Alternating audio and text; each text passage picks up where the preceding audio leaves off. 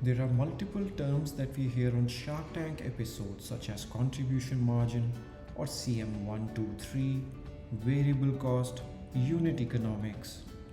In this video, we will see how to use these terms to evaluate a business and its products.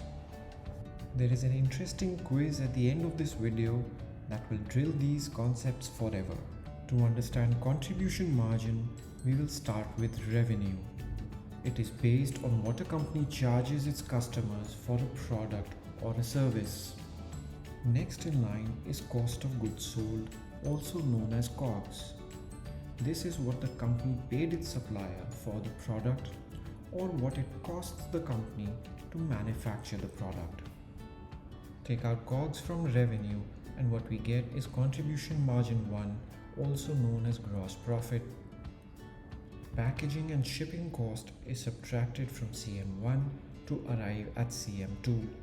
The third direct expense is customer acquisition cost that includes online marketing or social media spends, offline marketing such as print ads or hoardings, or customer discounts.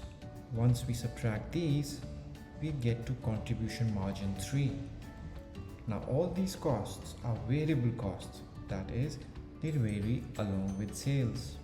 Now let's evaluate a cake business using these concepts. All these are actual figures that we would be using in this example.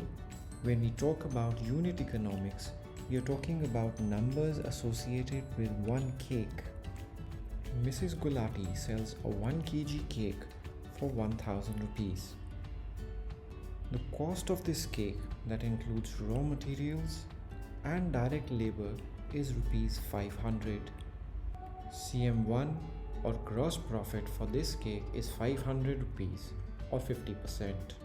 Packaging and shipping cost is 40 and 80, which gives us our CM2 of 380. Since she has just started her business, she is spending 500 rupees to acquire one customer. She is making a loss at CM3 level of 120 rupees.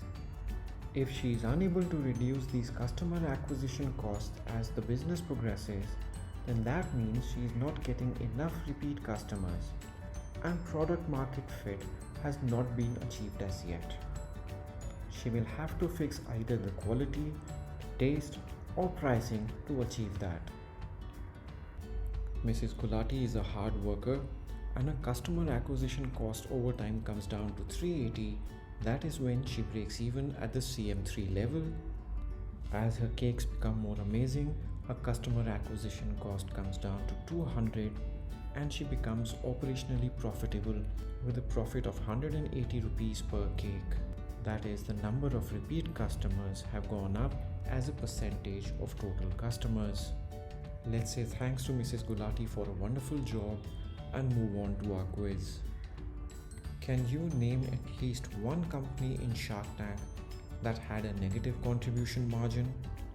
At what level were they negative? CM1, CM2 or CM3? Share your observations in the comment section below.